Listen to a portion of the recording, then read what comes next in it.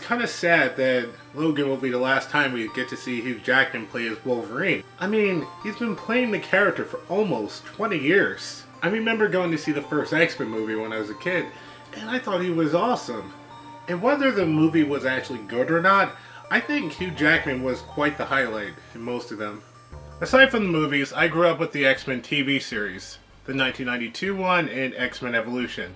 I did have that time of Pride of the X-Men, but you know all about that by now. As far as the comics go, I vaguely remember reading them growing up, and I still dabble in and out of them now. But I never really got into them as much. Maybe it's because the TV series and the movies were much more entertaining to me. To celebrate Hugh Jackman's tenure as Wolverine, let's take a look at some games based off of that character. Though I might look at an X-Men game or two for safe measure. And the first game I'm going to look at is Wolverine on NES, which is... well, it's Wolverine alright. I mean, cool. The plot involves Wolverine traveling through an island in order to fight against Sabretooth, who I can assume is the final boss of the game. But the back of the box mentions Magneto, and why would Magneto take orders from Sabretooth? Anyway, Wolverine is quite okay at punching and kicking things, but with your claws out you can hack and slash through enemies. Or not. I'm sorry, is Wolverine seriously taking damage from using his claws? Isn't it his trademark weapon? I mean, even look at the cover art. He's using his claws! Speaking of things that Wolverine can do, where's his healing factor? I've read the manual and it mentions he has it, but unless I'm missing something, it doesn't seem to work. And it also doesn't mention why Wolverine's claws hurt him either. The lack of a healing factor is really a problem because there doesn't seem to be any invincibility frames at all, leaving you to take damage way too often. I'm sorry, did I say it's way too easy to get damage? I mean it's too easy to die. If shin kicking and punching doesn't help you from dying, you can heal from these burgers and power potions. No, really, that's what the manual calls it. As for the enemies, what am I fighting against here? Ninjas and white guys. I'm not trying to make a racist joke there. I mean, they're literally white and nothing else. One thing I do find funny is that Sabretooth in between stages tries to taunt you. Surprise! It's your old friend Sabretooth. Surprise. And now, oh great, a swimming stage. But this has a couple twists with it. The first one is that you don't press A to swim, but instead B. But you still have to press A to jump out of the water. Why make that two different buttons? Secondly, you get an air meter, and if it goes down, your health does too. I hate it.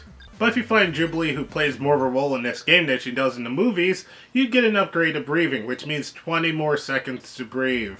Yippee! Wait a minute, are those bubbles chasing after? I take damage from bubbles?! Out of any kind of enemy in a Wolverine game, why bubbles? Without exaggeration, I can say this is one of the hardest NES games I ever played. And it's not even for the right reasons. Wolverine is beyond crippled and the game design just doesn't work around it. Oh, finally, I'm out of the water and oh no, more bubbles! You know what I noticed from this game? Wolverine's greatest enemy is not Sabretooth, but bubbles. Well, I'm done with this. I mean, to be fair, what did I expect? That LJN logo is not usually a good sign for good quality games anyway. However, let's move on to the 16-bit era. I mean, after all, it's a different gaming generation, probably better technology.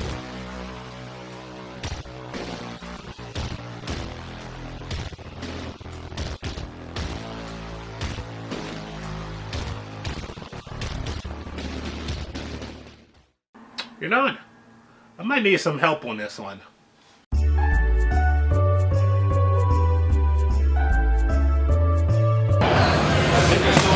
I'm not quite sure how they did last one. Well, that failed.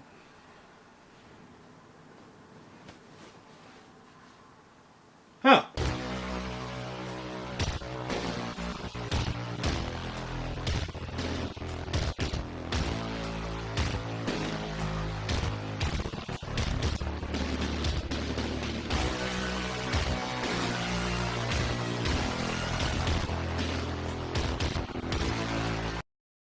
The plot of this game, if you could figure it out from the vague opening cutscene, involves Wolverine getting a mysterious message from an unknown person, who asks him to meet in an undisclosed location, which leads him into a laboratory. And dang, it's one of the hardest first stages I ever played! In terms of controls, the game designers clearly didn't want anyone to play this game. Everything Wolverine does requires some bit of animation. It's as if he needs a second to respond to the controller. And when there's platforming moments like this, it makes me wonder, why are there platforming sections with uncomfortable controls? If the controls aren't irritating enough, the outright unfair hitbox makes up for it. It's way too easy to take damage in this game. I mean, I'm playing as Wolverine, right? Why do I feel like a baby going up against Mike Tyson? Have mercy! Thankfully, Wolverine has his healing factor this time around, and I believe it's the first video game that actually includes it. But it takes forever. Now you may be wondering, why don't I just wait for him to heal? Well, there's a time limit. Because that's completely necessary, right? What happens when you run out of time? You die, right? Well, yes you do, but you get one of the creepiest game over screens ever.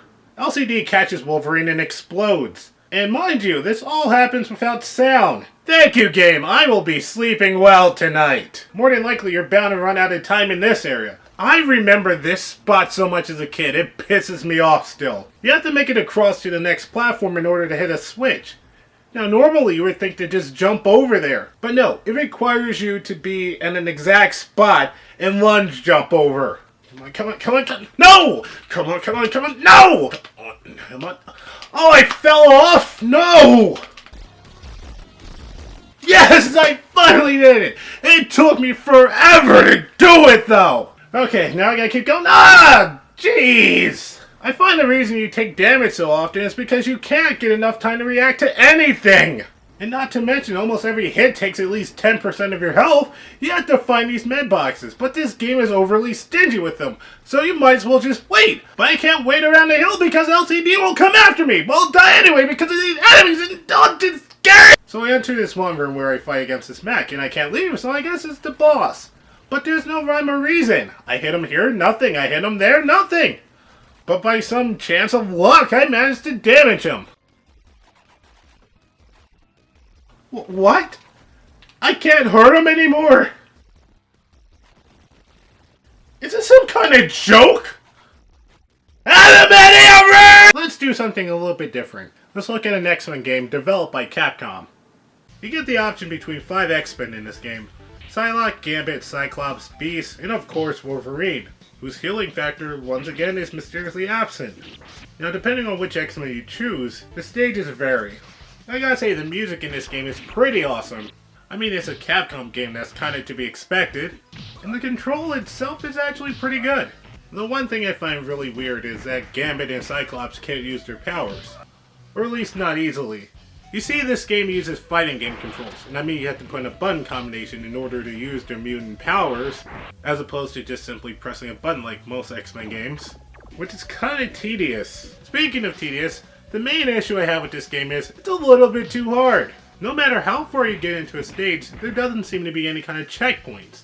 And when you have stages where you have to dodge lava, that can be annoying. The bosses themselves can outright bite me at times. And worse yet, if one of the X-Men loses all their lives, it's an automatic game over. Even if the remaining X-Men have lives, it's a done deal. And really, I don't get this game design at all. After you beat every stage at the beginning, you get to continue until all the X-Men die. But my question is, why don't I have that option from the beginning? I know you can keep going with the password system, but I kinda like having continues. Besides that though, Mutant Apocalypse is actually a really good game, and it gets a pass.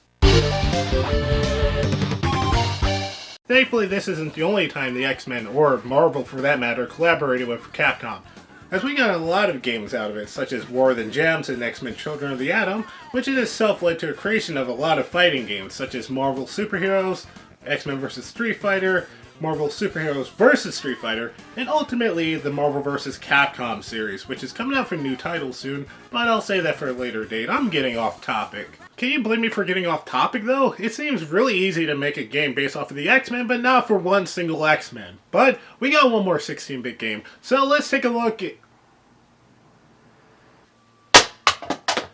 So one thing I will note, instead of the hard rock thing from Genesis, we get this hip-hop beat going on, and it's actually kind of cool. Wolverine. The plot is relatively the same as the Genesis version, but here it's less vague. However, you might notice it looks different from the Genesis version. And that's because while they had the same name, they were actually made by two different developers, hence the different appearance. However, I gotta say the graphics look like an NES game polished to be on a Super Nintendo. Not that the Genesis version was that great looking, but there's something kind of ugh with this one. One thing I'm really glad about is there's no time limit in this game, so you can actually take time to heal. And I really mean take time. Did I say I was happy about this? I mean, I am annoyed by this. Mind you, once again, it's too easy to take damage in this game, so you end up having to heal often. Luckily, there are safe zones in this game where you can heal without interruptions, but you can probably watch an entire episode of the X-Men cartoons with how long it takes.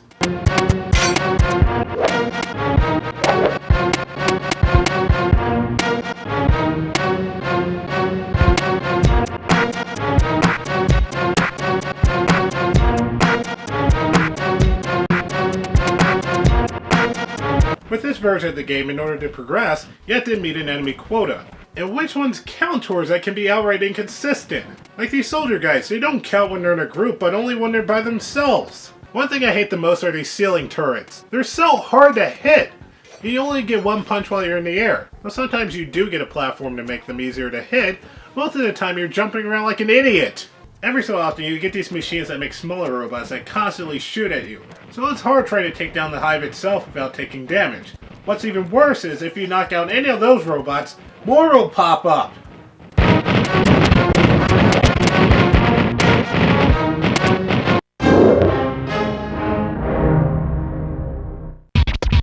Wolverine.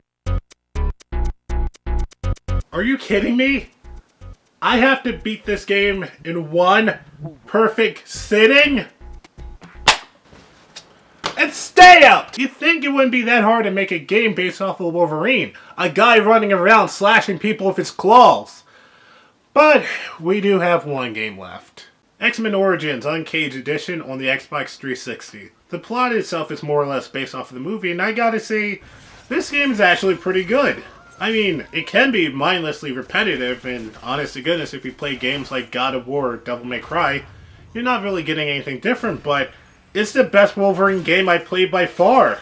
It's hacking and slashing with gore at its finest. Not to mention, his healing factor actually works like it should. Rather, it doesn't take a fortnight to work. They even got most of the cast from the movie to do their voices. Except for Ryan Reynolds, so we can't get any Deadpool action from this game. You know what? It's weird. What's considered one of the worst, if not the worst, X-Men movie has one of the best licensed games ever. This game was also released on the PS3, the Wii, the PS2, and strangely the Nintendo DS. From what I heard, the last three versions I mentioned aren't as good as their 360 counterpart. But I don't own those, so I can't make any comparisons. However, I can definitely recommend the 360 version. I can't believe it took till the Xbox 360 to make a good Wolverine game. I mean, there exists plenty of good X-Men games, but what happened to Logan? Whether Logan will be the last time we see Hugh Jackman play Wolverine or he comes back for a Deadpool sequel, I still thank Hugh Jackman for his time as playing Wolverine. And hopefully Tom Hardy or whoever plays him next will do an amazing job too. So this is Remember This, and I hope to see you soon.